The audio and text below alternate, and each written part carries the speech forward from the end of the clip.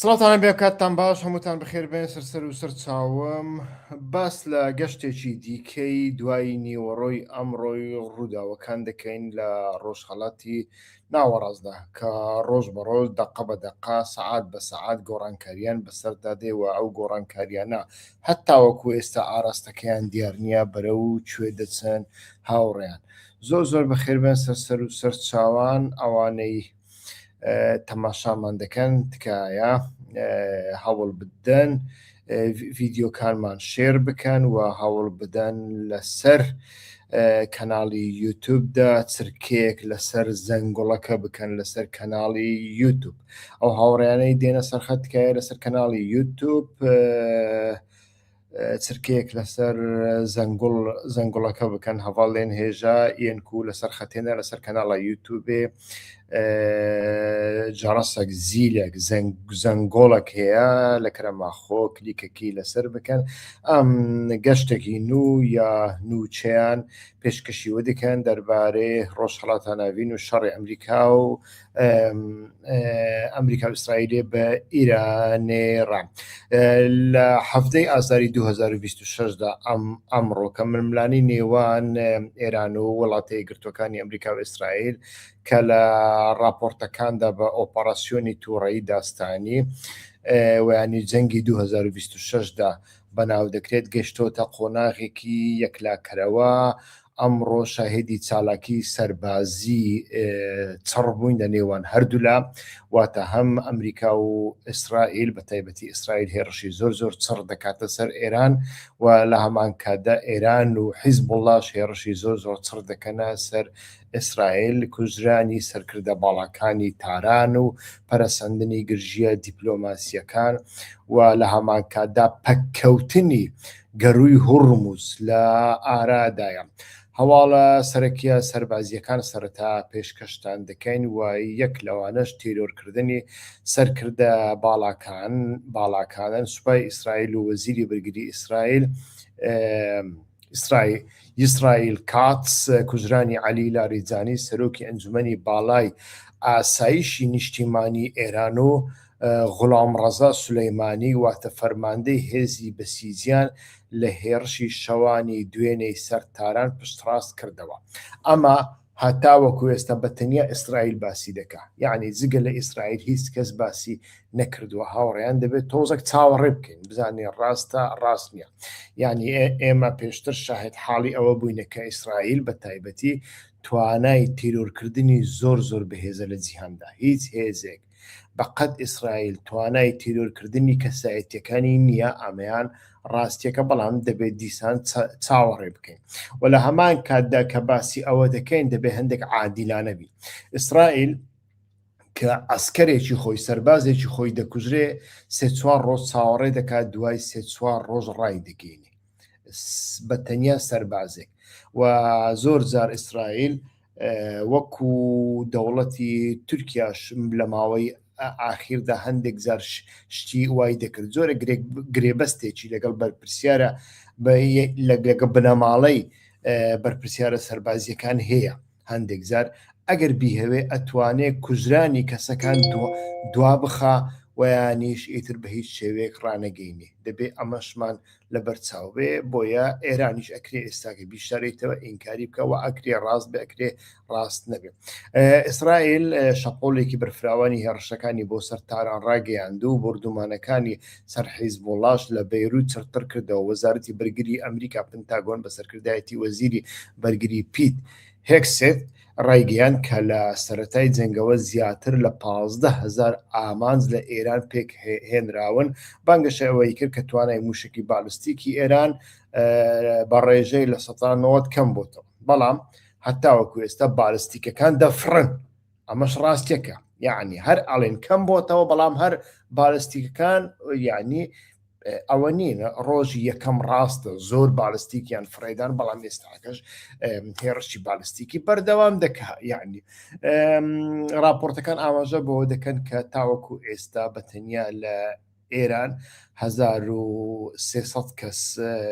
کوژراون هەروەکو دەزانن 170 کەس لەوانە کچی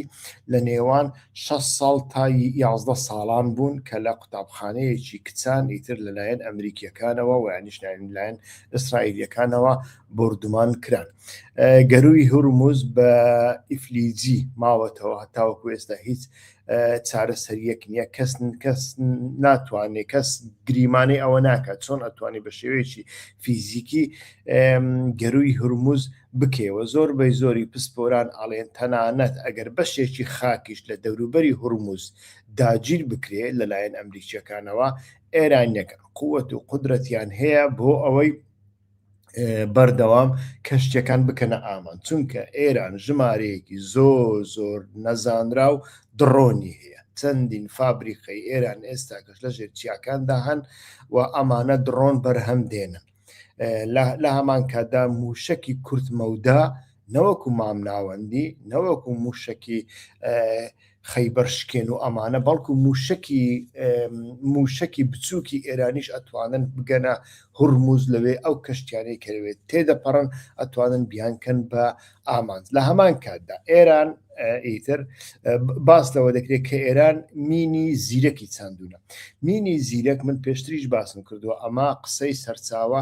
پسپۆرانی سەربازیە. لە هەر شوێنێکدا مینێک بچێندرێ ئیتر 6 مانگی دەوێن تاوەکو ئەو مینە پاک دەکرێتەوە، مەگەر هێزێکی وەکو ناتۆ بکەوێتە دەورە، ئەمە جیاوازە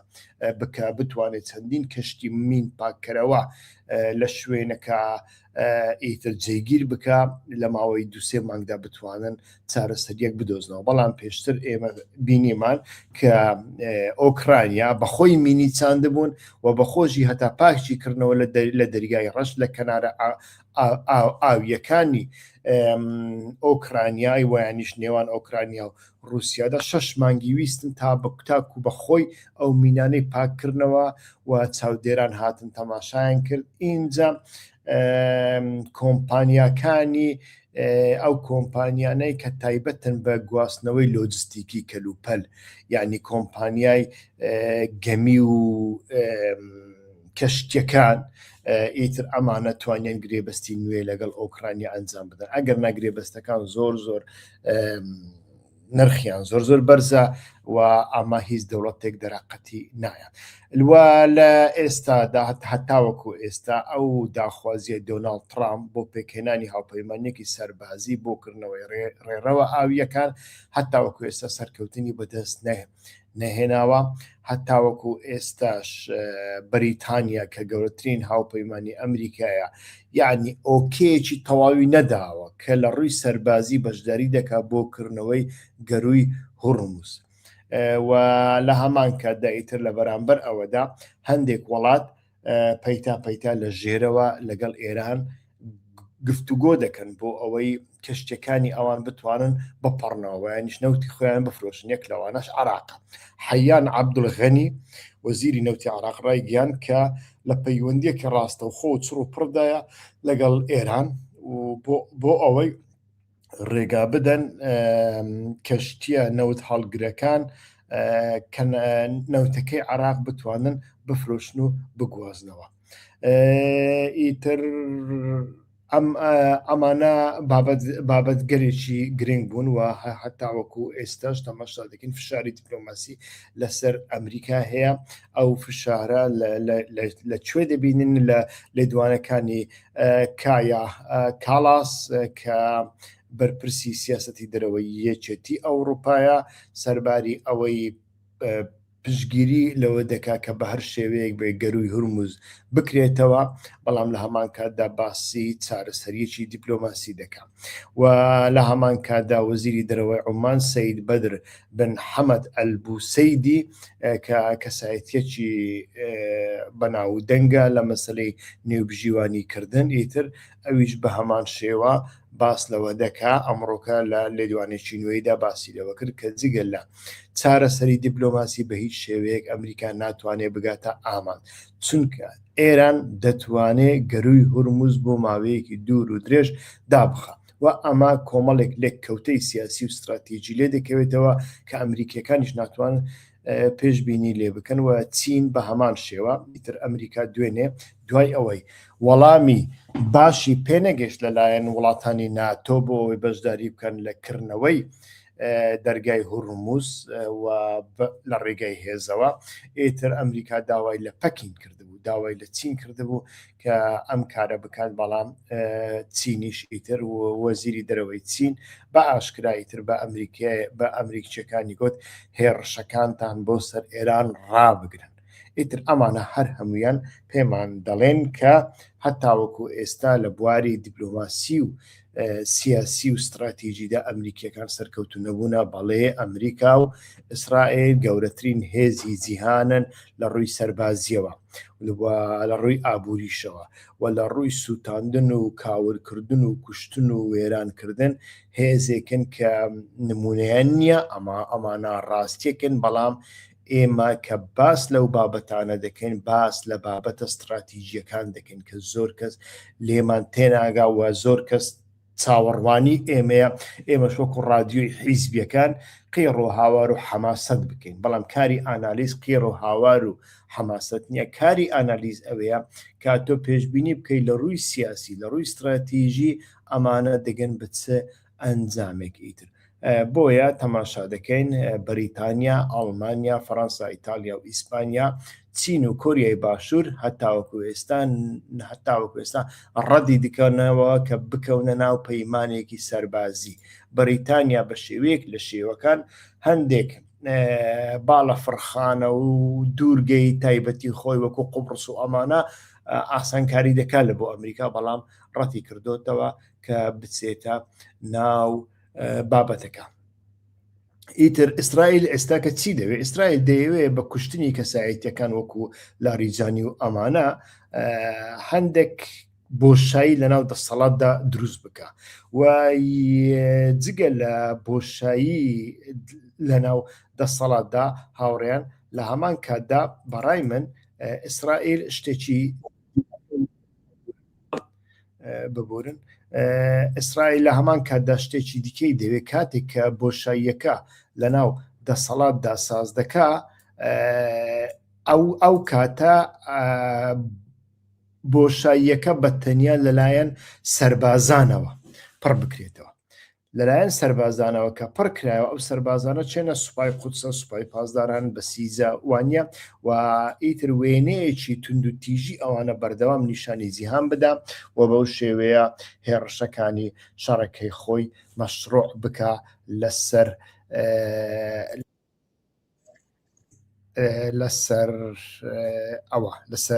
ئێراندا ئیتر ئەمە بابەتێکی زۆر گرنگە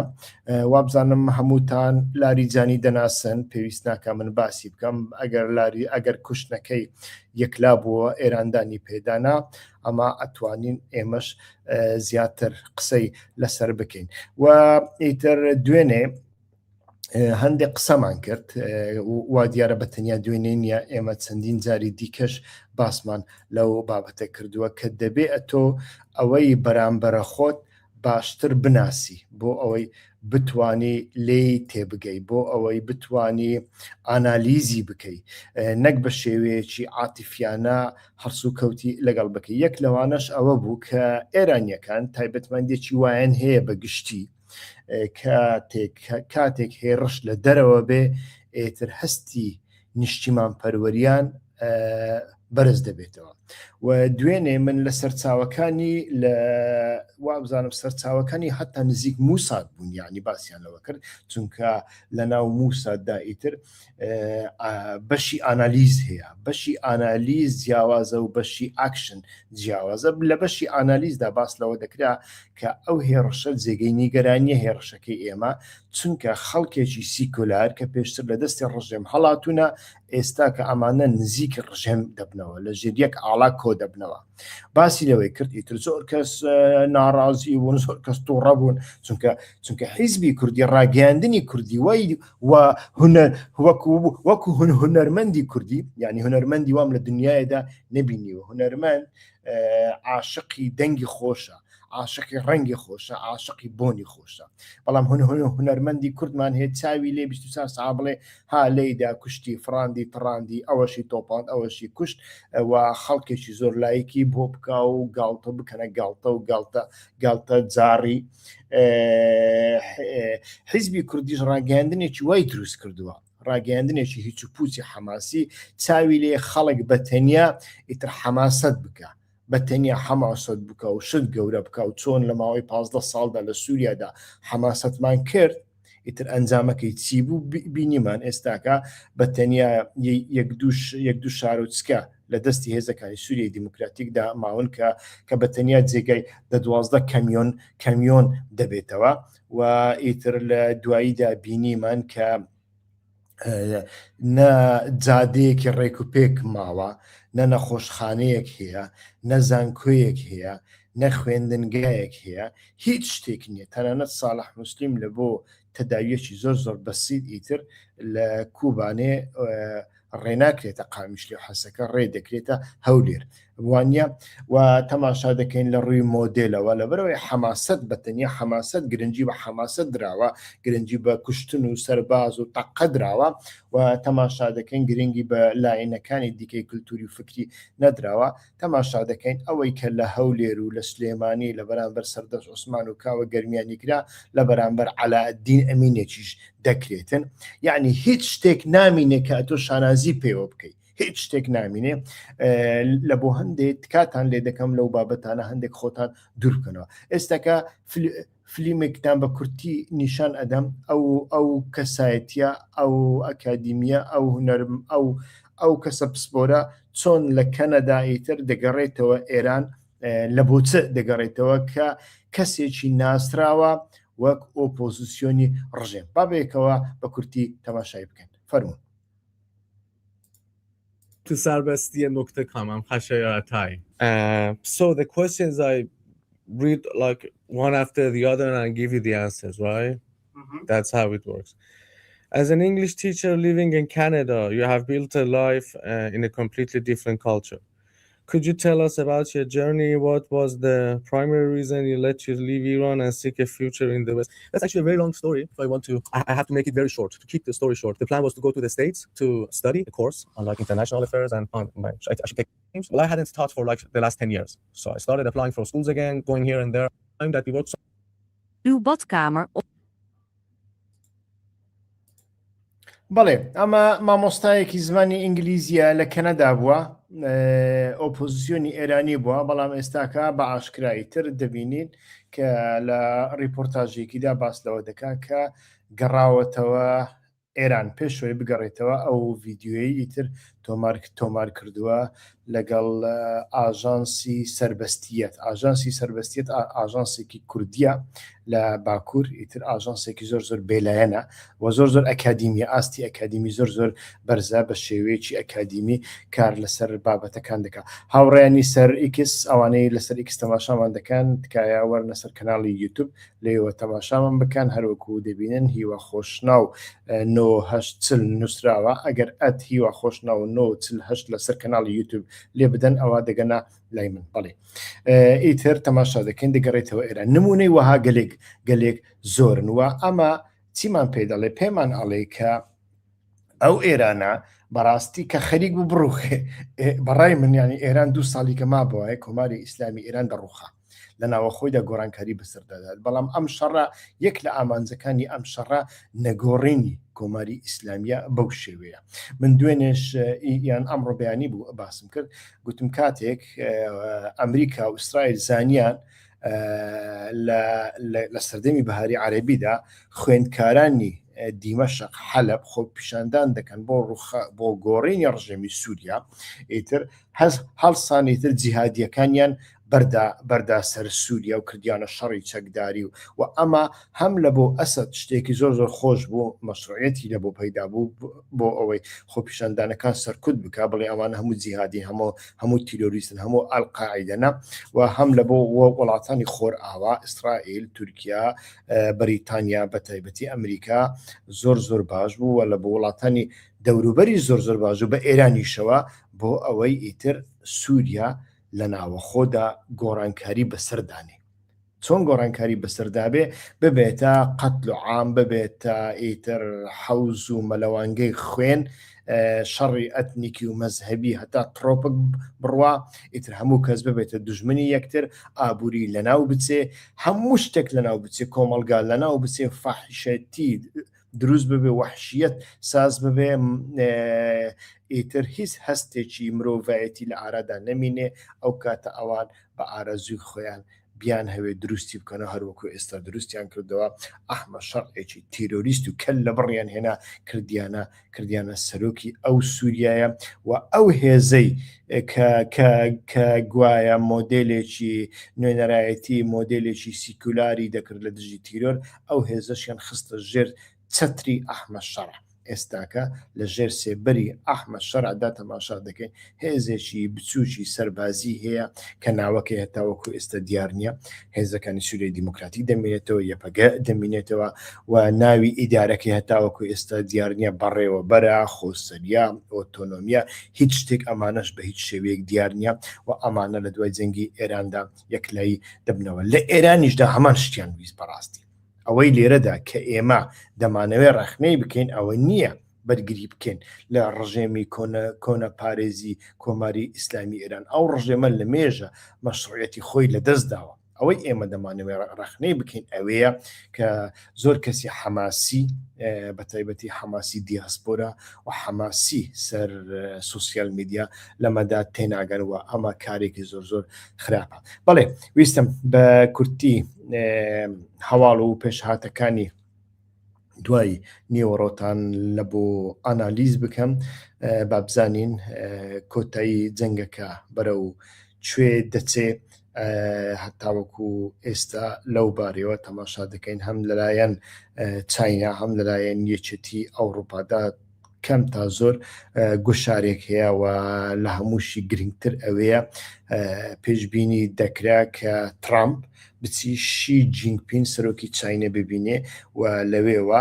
لەسەر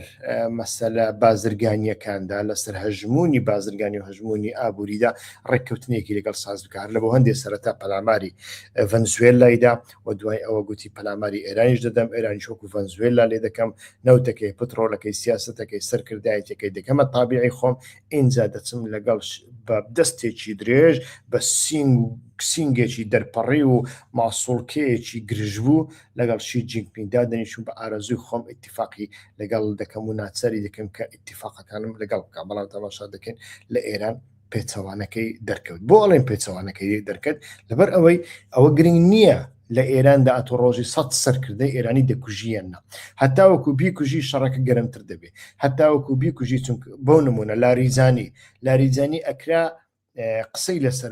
قسەی لەگەڵ بکرێ ڕێککەوتنی لەگەڵ بکرێ بۆ نمونە بەڵام ئێستا کە تەماشا دەکەن کە لاریجانیش نەماوەی تر عەباس عراقچیش لەناو سوپای قودسەوە هاتووە یعنی لەناو پازداران هاتووە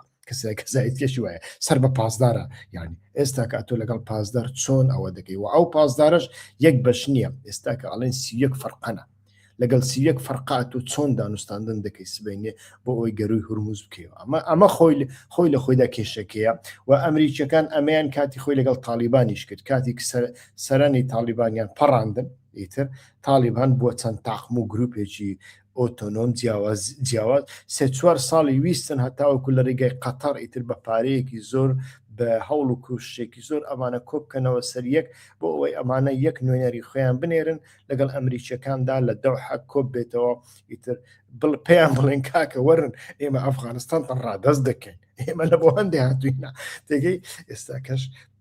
لە بۆ ئێران بەڕاستی چی دەبێ ئەمەیان جارێ دیار نییە ئیسرائیل فەوزایی دەوێ ئەمریکاش ئیتر شتێکی دیکەی دەویست با بزانین ئەمانە هەموو بەرەو کوێ دەچن بەڵێ سوپاسدانەکەم بخێر بێن سەر و سەرچاوم وا بزانم کاک ئەو کاک شێخ وەسان ئیبراهیمیە لە پڕەوە خۆی بە ژوورێک کێشا و ئیتر پرسیارێکی ئاراستەکردم و ئێستا کە بابەتەکەم پێ درێژ دەکاتە کاکی وا پێت وایە لۆ کۆتایی ڕژێم دەڕوخەیان ئیسلاح تەڵابەکان دێنە سەر حکم لە ڕوانگەی تۆ کامەیان ئەگەر بۆ کورد باشترە هیچیان ئەمانە ناتوانین 100% باسییان لێوە بکەین ناتوانین 100% پێشبینیان بکەین بەڵام ئەگەر ڕەوشەکە بەو شێوەیە بەردەوام بێ ئەمن زیاتر ئەلێم احتیمالی گۆڕانکاری ڕژێم لە ناوە خۆدا زیاتر دەکەم یعنی ئیسلاح تەڵەبەکان قبول ناکرێن لەلایەن نەتەوەکانی دیکەی غێری فارس بە هیچ شێوەیە قبول ناکرێ و فارسەکانی ناوخۆش لە سەدا هەفتیان هەشتیان شێستیان بەڕاستی هیچ ئاشنایەتیەکیان لەگەڵ شاپەرستەکان ببوورە نییە ئیسلاح تەڵەبەکان دەسەڵاتێکی وایە نییە ئیسلاح تەڵەبەکان گروپی دیموکراتیان زۆر تێدایە بەڵام ئەوانە پەرش و بڵاون ئایدیایکی تەواویان نییە و کێشەی سەرکردایەتیان هەیە سەرکردایەتی فکری و ڕێکخراوی ئەگەر ئەو کێشیان نەبووایە خۆی لە خۆیدا لە ڕاپەڕینی ژینە ئەمینیدا ئێران ڕووخا بوو لە بۆ هەندێک من چاوەڕێ دەکەم لە ناوە خۆدا لە ناوە خۆی ڕژێمدا ئیتر گۆڕانکاریەک دروست ببێ و ئەو گۆڕانکاریە ئیتر دەبێ بە بنەما وەربگیرێ لەگەڵ ڕاستینەی ئەو گۆڕانکاریە مرۆڤ بتوانێ مامەڵە بکەم و ئەمانە کامیان لە بۆ کورد باشترە بەڕاستی زەحمەتە ئێستاکە بزانین چونکە وەکو وتمان ئیسلاح تەڵەبەکان لاوازن بەڵام هێزێکی و گروپێکی پەرش و بڵاوی دیموکراتی خوازیان تێدایە کەسایەتی دیموکراتی خوازیان تێدایە تەنانەت ئێران شاریەکان کەسانێکن کە مرۆڤ ئەتوانێت کاریان لەگەڵ بکات بەڵام ئیتر شاپەرستەکان کەسانی مەترسیدارن بەتەنیا مێدیا و پارەی ئیسرائیلیان لە پشتە هیچی ترنا و لەگەڵ ئەمانەدا بە هیچ شێوەیە گفتوگۆ ناکرێن نەتەوەکانی دیکەی غێری فارسیش ئەمانە وەکو خەتی سوور دەبینن ڕەتیان دەکەنەوە ئیتر ئەمە بابەتێکی زۆر گرنگە کە پێویستە باسی لێوە بکەین و کوردەکان بەڕای من دەبێت جارێ چاوەڕێ بکەن و دەبێت کوردەکان هەوڵ بدەن لەگەڵ ئەو لایەنانەی کە تۆزێک بۆنی سازش و دیموکراسیان لێدێ نیشتیمان پەروەریان لێدێ لەگەڵ ئەمانە بتوانن گوت و بێژ بکەن هێزی کوردی لە هەر چوار بەشی کوردستان هێزێکی ئۆتۆنۆمی خوازە هیچی دیکە نییە ئێستاکە پاکمان هەیە باسی سەربەخۆی بەربخۆی دەکە بەڵام بە 200 کەس سەربەخۆی چۆن پێ دروست دەبێ بە چ عەقلێک بە چ میکانیزمێک بە چ کادرویەک تێگەی هەتاوەکو ئێستا کورد فێرنە بۆ کەناڵی یوتیوب باش بەکاربێنێت جگە لە فێسبوک و لە چەت GPT هیچ تر نازانێ ئایا تۆ چۆن ئەتوانین دەوڵەت دروستکەی بەمانە و ئەمانە کێشەی زۆر گەورەنە لە بۆ هەندێ ئیتر هەموو هێزە کوردەکان لە ڕاستیدا هێزی ئۆتۆنۆمی خوازە هەموو هێزەکان لە هەر چوار بەشی کوردستانیشدا لە بۆ هەندێک کاتێک ئەتۆ ئۆتۆنۆمی خوازی ئۆتۆنۆمی بەوە دەکرێت کە ئەتۆ بتوانێت لایەنی بەرامبەرت ئیقناع بکەیت لەناو لایەنی بەرامبەرتدا هێزگەلێک هەن وەکو تورکە ئەزەریەکان تورکمەنەکان عەرەبەکان بەڵوجەکان کە ئەوانیش بەرژەوەندیان لە ئێرانێکی لە مەرکەزیدایە دەبێت لەگەڵ ئەوانە بتوانێت لەناو ئیتیفاقێک دابی ئەمە گرنگترین شتە کە مرۆڤ بتوانێت باسی لێ بکە بەڵێ تێگەشتم کاکە شێخ حوسانی ئێبراهیم باست لە ریفۆرمیستەکان کرد سەرەتا تێنەگەشتم بەڵام دوایی تێگەشتم لەگەڵ هەروەکو باسم کرد ریفۆرم خوازەکان و ئیسلاح تەڵەبەکان لە دوو تەوەرە بیانگرینە دەست باش دەبێ ئیتر بەڵام تەوەرەی هەری سەرەکی ئەوەیە کە ئەوانە ریفۆرمیان لەناو ڕژێمدا دەوێت لەناو ڕژێمدا ئیتر هەندێک گۆڕانکاریان دەوێت بەڵام سەرباری ئەوەش واتای ئەوە نییە نابێ هیچ زەمینێک دروست بکرێ بۆ ئەوەی گفتوگۆ لەگەڵ ئەمانە بکرێ ئەمانە هێزگەلێک نین کە بتوانن ئێستاکە لە ئێستاوە ئێستا نازانم لە ئایندەدا بەڵام لە ئێستاوە هێزگەلێکی پەرش و بڵاون بەڵێ سوپاسدانەکەم کە تاوە کوێستا لەگەڵماندا بوون هەر بژین هەر ڕێز و سڵاوم لە بۆ هەمووتان کاتێکی خۆشتان بۆ خوازم ڕنگ بێ ئەمڕۆ ئێوارە دووبارە و ڕنگ بێ لەگەڵ میوانێکیش لەگەڵتاندا هەتا ئێوارە کاتێکی خۆش ڕێز و سڵاو